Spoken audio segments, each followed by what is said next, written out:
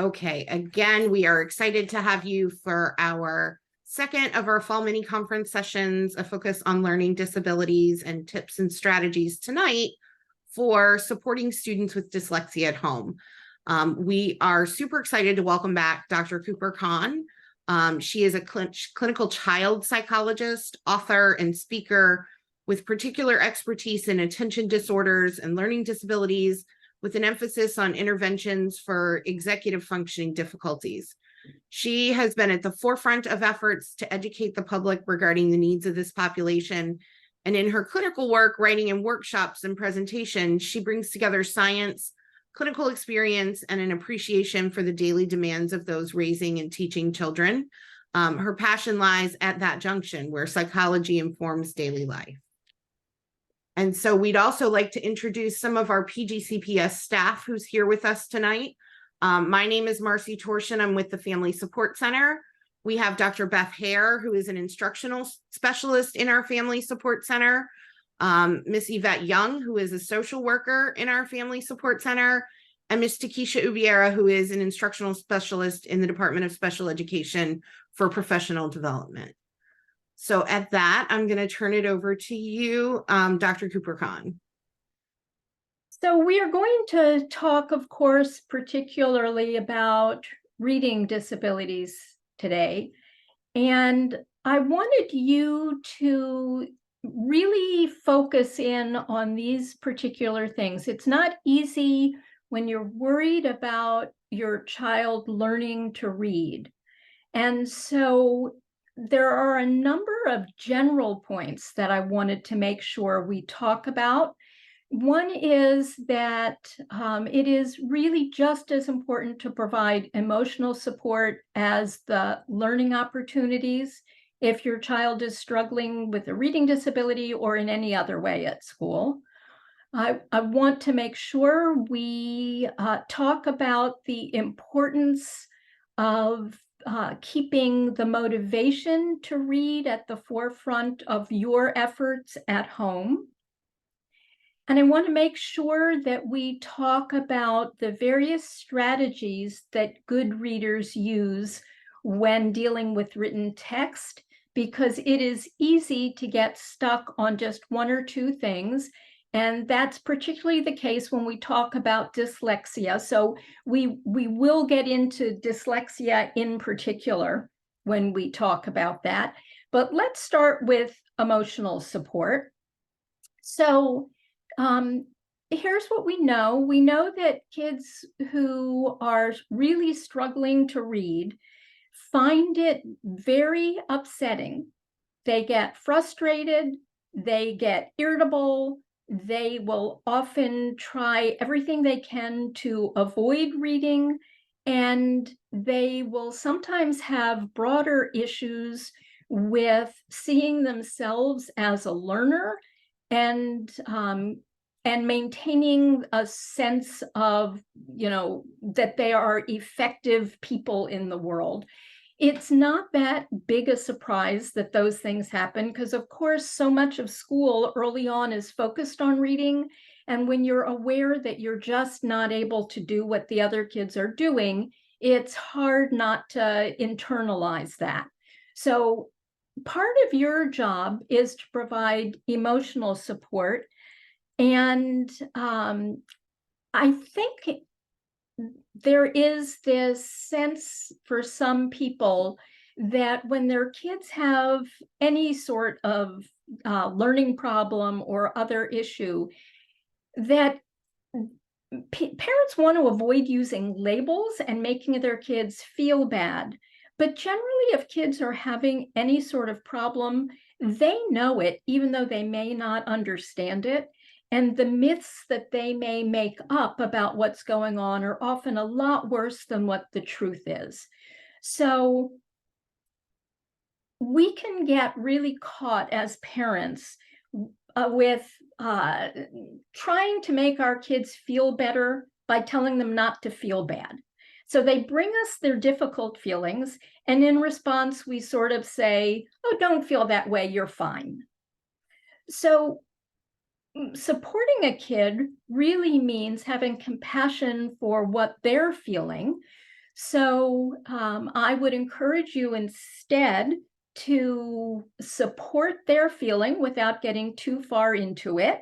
So when a person says to you, I just feel like I'm not doing as well as the other kids, it is absolutely important that you say something like, I'm so sorry you feel that way. What makes you think you're not doing as well? And then you can be honest with them about the reading problems. You do seem to have a little more trouble with reading than you do with some other things. It seems like you're struggling. I'm not sure why yet. Or, you've been diagnosed with dyslexia. Let me tell you what that means. And then giving them straightforward, specific information cuts into all of these other myths that they create, like, I'm dumb, I'm a bad kid. We don't want to get too stuck there. And, I want to keep this part of the discussion brief. We can always talk further if you have questions, but you want to make sure that you then offer realistic sources of hope, and so that you're supporting their ability to manage things. And so this whole conversation might go something like, I'm sorry that you're having so much trouble reading. It does seem like it's harder for you than it should be because, you are a smart kid and you catch on to a lot of things really quickly. My job as your parent is to make sure that we get you the services you need to learn to read, and I'm going to do that for you.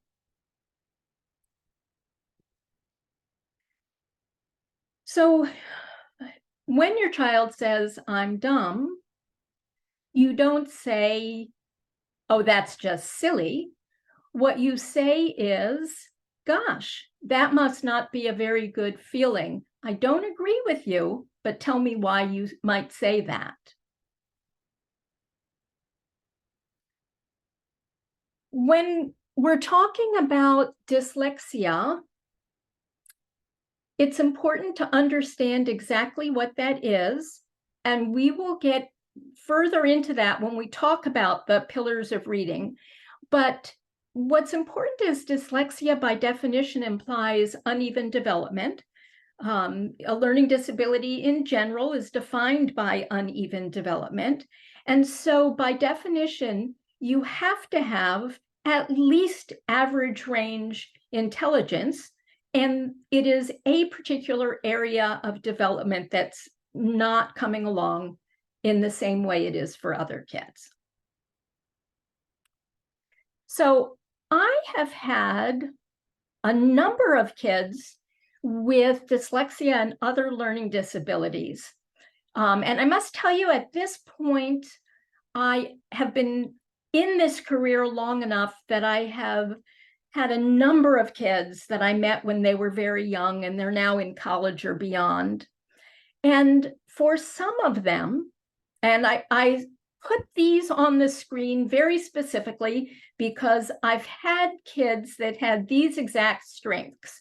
So I had worked with a girl who was an extraordinary artist, and her mom kept trying to convince her that she needed a more reasonable career. And instead of doing homework, her mom would often find her drawing. And we finally got to the point where she would research with me, at least, what careers you could have from with drawing. And this kid ended up as a graphic artist and designing websites, and she's doing beautifully. I had another kid who loved to bake cupcakes, only she was so good at it and enjoyed experimenting so much that she was already selling cupcakes by, the 12 dozen when she was in middle school. So, these things can become careers, and we have to help other kids. Even I put the one with the screens on because I knew one kid whose mom was so upset because all her kid ever wanted to do was hang out with friends. But we started translating that into, your real strength is social connection. And we helped her get into a volunteer job. And, eventually this kid did great. So again, to help people understand uneven development, we need to help them understand their own strengths and weaknesses.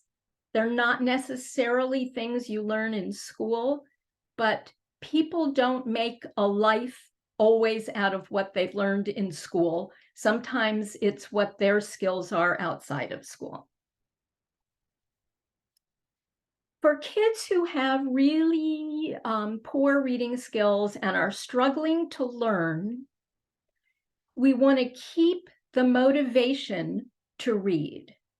Now, the problem with this is that a lot of times kids come to us with lousy reading skills. We are many, many years ahead of them in our minds. What will happen if they don't learn to read? And so we push them and push them at home. And the more we push them, the more they start to rebel. So there is a great article, and in fact, if anyone is interested, I can send it to Marcy later. It was actually written about a kid with ADHD, and it was written by one of the big giants in the ADHD field, Russell Barkley. The article that he wrote, and I heard him give that as a speech before he wrote it up as an article. It was one of the most moving things, really, that I had heard. And it was called Help Me, I'm Losing My Child. And it's all about a mom who felt like she had helped her son to get his grades up by staying on him all the time.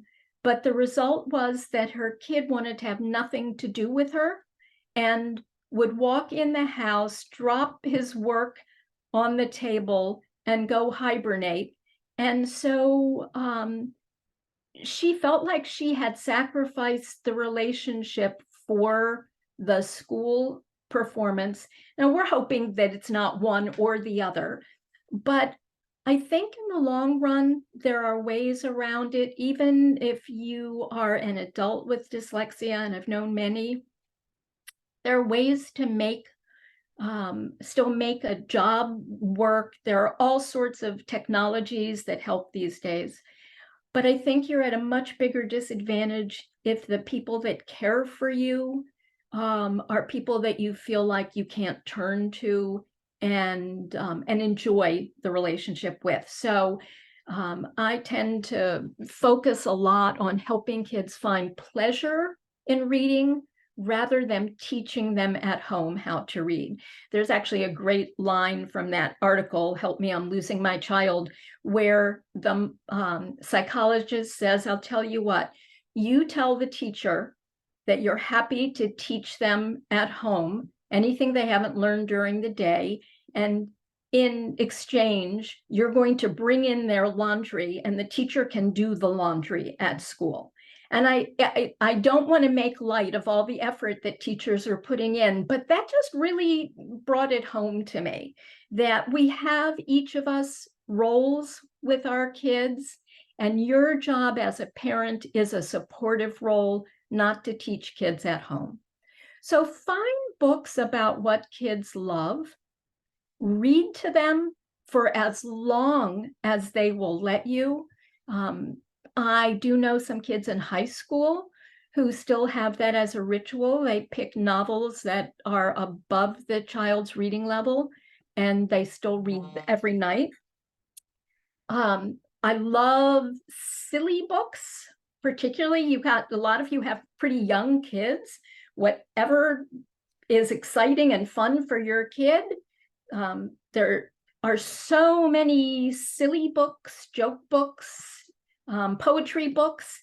And so there are all sorts of ways to help your child find pleasure in reading. You don't want to push them to read fast. You don't want to push them even to be accurate at home. If you're trying to just support their excitement in reading, then what you want to do is just let them read and let them feel successful. If they want you to, you can read some of the words for them that they're having trouble with. But you should check the reading level of books that your child is reading or that you're giving them. So I know some folks call this the hand rule, some people call it the 5-finger rule. But here's essentially how you check to see if it's at an independent reading level for your child. You take whatever book it is and you open it randomly to a page and you ask your child to read a sentence. Do that 5 times with the book, and your child should not have more than 5 mistakes in that. They should be able to read the book with accuracy, or it's at least on that many pages, or it's not at their independent reading level. And so it will not be pleasurable for them to read it.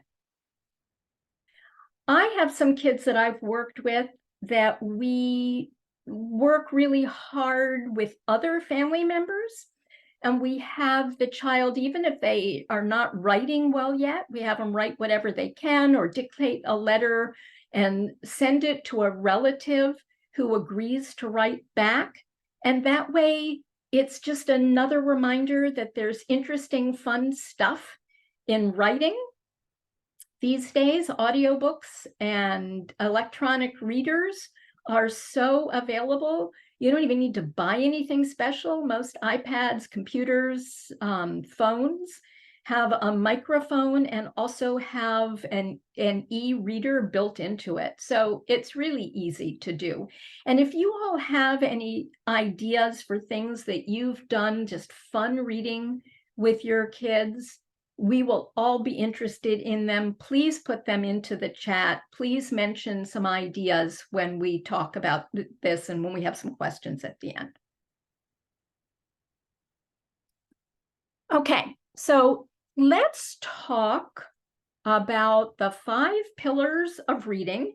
And in doing that, let's talk about exactly what dyslexia is. So this came out in the year 2000, and the National Reading Panel identified key concepts that they talk about it in terms of effective reading instruction, but it's really the 5 strategies that all effective readers use. This made it into No Child Left Behind, and No Child Left Behind codified some things that were a wonderful surprise because it was just a very different, inclusive approach to reading. I'm not sure if it made it into the next generation of the legislation or not, but this has really stuck. And so these 5 concepts have become known as the 5 pillars of early literacy. So let's talk about each of these in turn, but let's first talk some about phonemic awareness. So phonemic awareness is the ability to identify sounds that make up speech. So when I say, can you rhyme this word to me? If I ask someone to tell me those words, they know where to break them off. They can identify sounds within that. And I remember a time when my son, who struggled to read because of, not because of dyslexia, but because of ADHD. But one day when my son was about 5, he said to me, "Mommy, do numbers have sounds the way that letters do?" And I thought to myself, okay, we're golden. He's not dyslexic. We have a history of dyslexia in the family. That's not him. Because that ability to recognize the sounds that make up speech is the basis for dyslexia. That and phonics together are often the definition of problems that make up dyslexia. Now, some people use the term dyslexia as a much broader term that implies just a general reading disability, but the formal diagnosis of dyslexia means that you have fully average intelligence, but you have weak ability to identify the sounds that make up speech and to pair them with a written symbol. So those are the really two of the first elements of reading. And that's why as kids start getting into reading, that's probably what you're hearing most about. We'll talk about other elements of reading.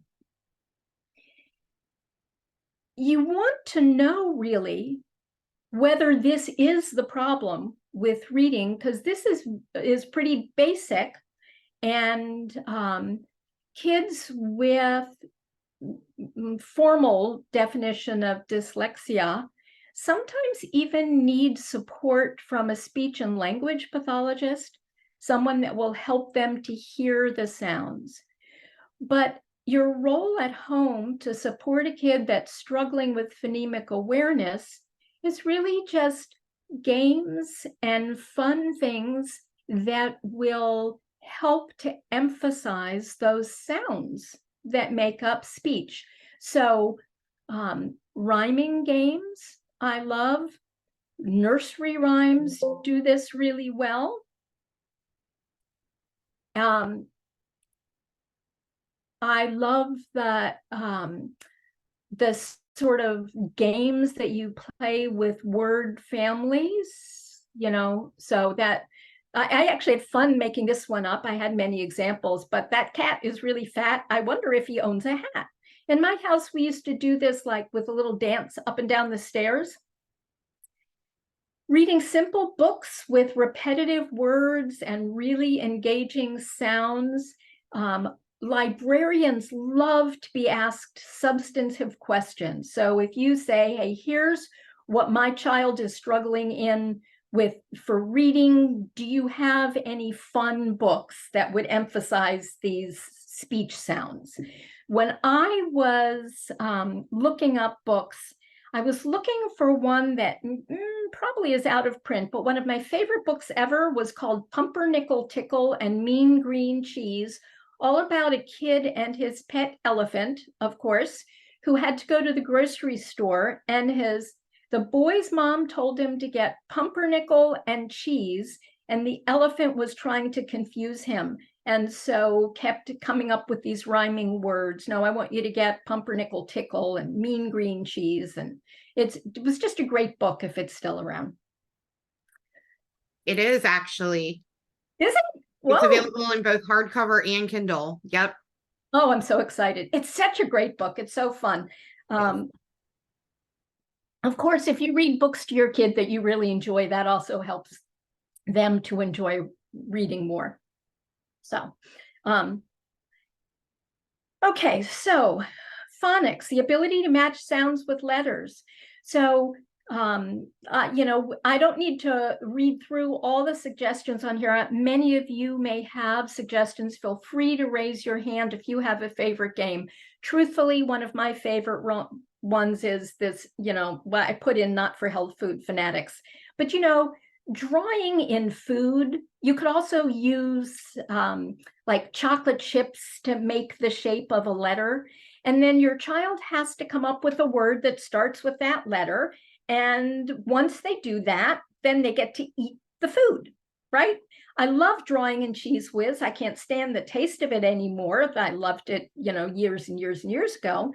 But, nobody ever complained about sucking down whipped cream. So it's great for writing letters.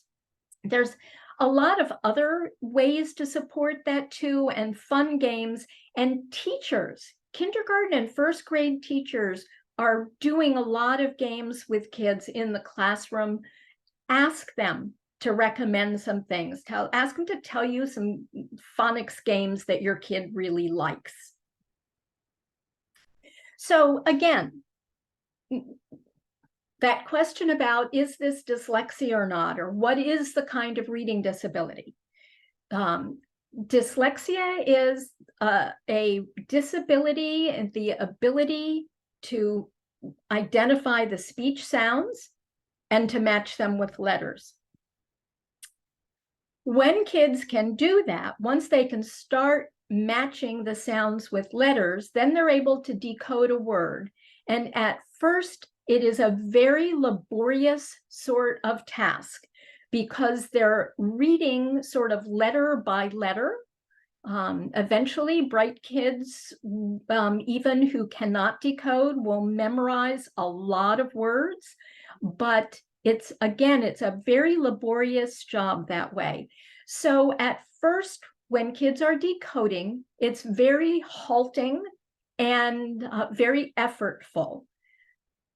Once they practice and practice, they start being able to chunk letters into words and words into phrases and phrases into sentences, and they can read a lot more fluidly, but that takes practice. So fluency is the ability to read with automaticity, just meaning that they are able to read it without thinking about it a whole lot, and they can read with expression. So decoding is the ability to read. Fluency is the ability to decode and to do it with automaticity and expression. That takes practice. Once your kid gets to the point where the teacher says they can decode, then they should be practicing by reading at home 15 minutes a day.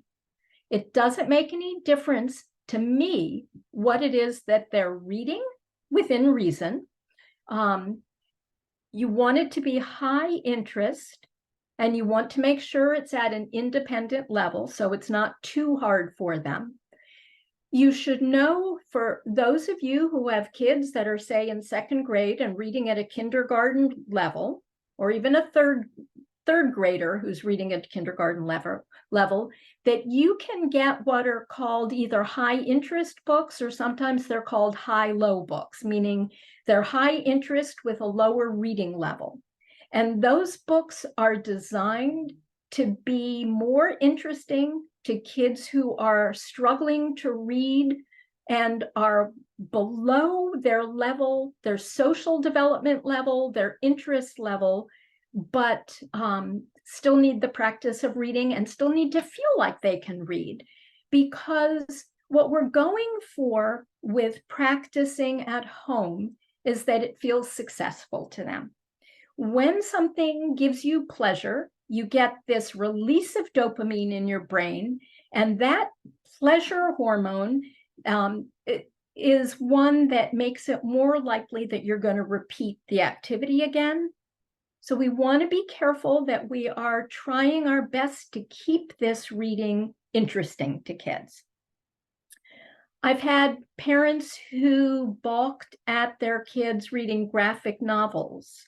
I don't care. They can read comic books, really. Anything that pushes them to read more and to enjoy what they're reading is great. Some of you may be familiar with these eyewitness books that are there's lots of pictures paired with words, and they have some high-level information in them, but they're really easy to read. So, and I love those. Now, I have put at the bottom here Great Leaps, and I do this with a little bit of hesitation, but I know that there are some tutors who have found that they can greatly increase the fluency level of kids who can decode and are struggling to get more fluent. They can really get a lot of change in a short amount of time with this programmed reading. It's called Great Leaps, and I have that website for you there. You have to be trained up in it. It is possible to have a tutor do it. It is possible to get a group of 5 people together and all of you do the training so that you can do this at home. Most kids actually seem to really enjoy it, and they enjoy the improvement that they make. And again, some of my favorite tutors swear by this Great Leap. So again, it's not free. It does feel more like teaching than just reading, but I think it's worth really knowing about if you have a kid that's struggling to get past basic decoding. So one of the things that we know is that in the early grades, kids are learning to read. And then once they get further along, 4th grade and up, we generally presume that kids can read adequately. And it starts the sequence of grades where soon kids are learning from reading, and the reading is no longer being taught. And so what all the research has found is that your reading level at 4th grade predicts later vocabulary development. If you're not reading, supposedly, you're not getting good vocabulary development. But I know for certain that that is not true. I know that it is true that many kids don't develop their vocabulary much further. But because I know many older kids who are dyslexia, some pretty well remediated, some not at all, I know that many of them have great vocabulary. And the important thing is that they are somehow still getting exposure to complex language.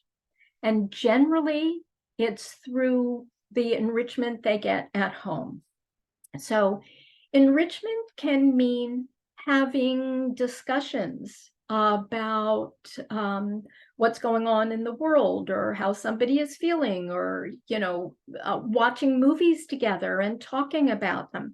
What's important about building vocabulary is that you're tying information and words to larger ideas. And so the conversations that you have are really important. And again, that doesn't mean that you have to be talking all the time with your kid or always make it some, big philosophical conversation. But it's important for our kids who are struggling that we find ways to have high-level discussions with them. A good friend of mine who is a tutor often talks about how you can learn as much from watching movies together as from reading books together. I'm not sure if I totally agree with that, but I think it's worth keeping in mind.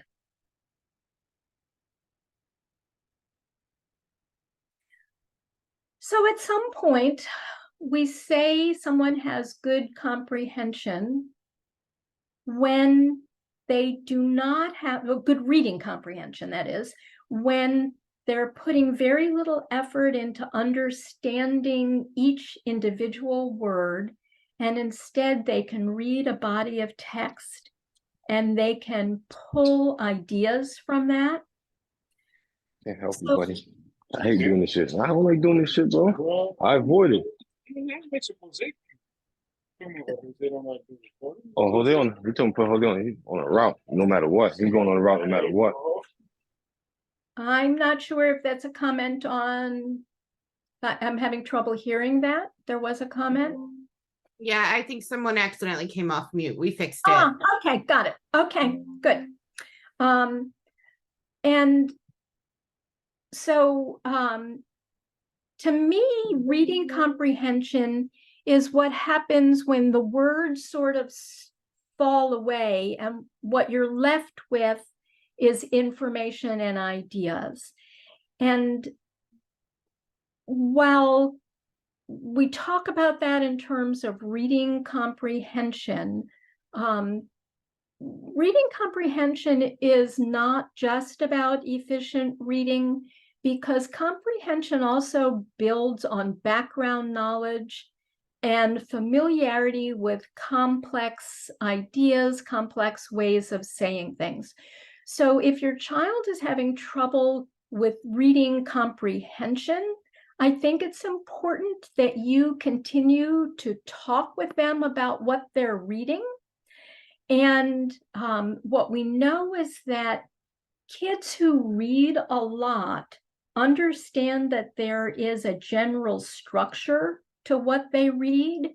And so we want to make sure that we offer them different ways to learn about that structure. So for instance, almost every novel is about a main character who goes through some experience, and then over the course of that experience, they change. And so something has changed about them by the end of the book. There are different text structures, not novels, compare and contrast essays. They have a particular structure to them that allows the reader to predict the outcome and to efficiently pull the information from what they're reading. So if your child has trouble with reading, then we want to make sure that we're emphasizing these built-in structures to what is going on in books. We can prime the pump again by watching movies and talking about what happens over the course of the movie. And you may notice that folks who have trouble either with reading, kids who have trouble with attention, when you ask them a question about something they've read, they tend to tell you either the most interesting thing or the last thing they read, rather than to give you this sort of coherent retelling of what happened over the course of the book or the movie. So we want to help kids by organizing some of that information for them and asking them questions that force them to think about those things. And we want to give them good background knowledge by just exposing them. You can expose a kid to learning by taking them to a museum. You can expose a kid to learning by reading to them or by talking about topics. And those things will help your child to, reading or not, to have good understandings that allow them to function in the world. So again, I say that not because at the age of 8 or 10 or 11, we're going to give up on teaching a child reading. But I say that because I know a lot of adults and college students with dyslexia. And so they have to learn other ways of getting the information, and they need to bring to their jobs, to their studies, a wealth of background knowledge that they have not necessarily been able to get from reading. Okay. So now again, I'm having troubles. There we go. Okay. So I said this for older students, but one of you was asking about assessment. We're not going to talk a lot about assessment, but what I do want to say is that I've seen many times where students are assessed, they have trouble with reading early on, and then later in their school career, the assessment focuses just on untimed reading tasks, and they're supposedly good readers at that point. And so the assessor may conclude there's no problem with reading anymore. But almost all dyslexic students who become good readers will read more slowly than readers without dyslexia, and it still is often more effortful. They may have to read something 2 or 3 times to get the meaning. So we want to be sure that at any stage that your student is being assessed, that all of those 5 pillars are being evaluated, and the reading rate is also assessed. And that's generally a different test reading rate assessed. And folks who talk with you about assessment, and I know you had one person, a school psychologist, the first meeting talked about assessment. So you want to be sure that accommodations are made if your child has a slow reading rate. Another thing that I've seen over time is that often we forget that kids who are having trouble with reading are not just having trouble in language arts, but if you're having trouble reading and you're below level, then often your textbooks are hard to read, and even the tests are hard to read. So you want to know your child's independent reading level, and you want to make sure that the textbooks and tests are at an independent reading level, and if not, accommodations will need to be made. And then if you know your child's reading rate, you will have a better sense of whether it's reasonable for them to complete that test, for instance, within the class period, the way it is for other folks. If it's a problem, consider electronic readers and voice-to-text programs. We're so lucky that to have them these days, there's no reason why someone shouldn't be able to use that.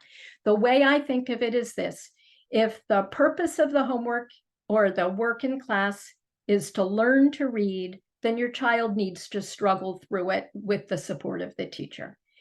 If the purpose of the task is to learn the information that's in the books or within the reading, then you need to make sure your child has adequate access to that information, even if they can't read well.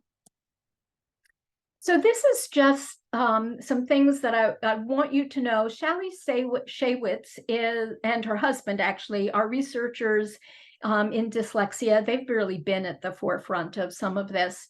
And they have some great suggestions for both how you assess reading and also what kinds of accommodations are reasonable. So these are things that I just wanted you all to know about, particularly important for the kids who have formally been diagnosed with dyslexia, but also if they have a reading disorder of any kind. Earlier this year, in fact, I got a call from a young woman that I had evaluated when she was in high school, and she was now in her third year of college. She had managed to make it through 2 years of Spanish, and she made it through because those first 2 years of Spanish were all about learning the language, learning how to write, understanding, accents. Once she got to third year Spanish, which her school required, she was having trouble because it was much more a Spanish literature class, and she couldn't read well enough to keep up with the volume of reading that it required. She couldn't read that well in English, and to read in a foreign language was really hard. So we did get her an exemption. Often you can even get an exemption in later high school. Not always, it depends on the school system, and it depends on the specific kind of reading disability, and also whether they offer alternatives. Some school systems offer alternatives that allow non-readers to still take a language and culture class. Okay, so I just wanted you to have this information. When we talk about, say, a frustration level, it makes it sound like there would be 90% in most things. If you can do 90%, that's pretty good, right? But that's considered frustration level in reading. So if 10 out of 100 words on the page is hard for your student, it's just not reasonable to expect them to do that. Even instructional level is considered 90%. And we talked about that hand rule, 5 out of 100. should be relatively easy for the child that's independent reading level. So I wanted you that information. I just want you to have so that you can understand the evaluations that may come home.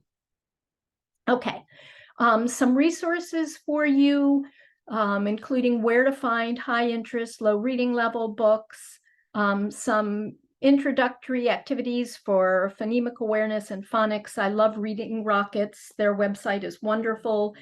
But what I would love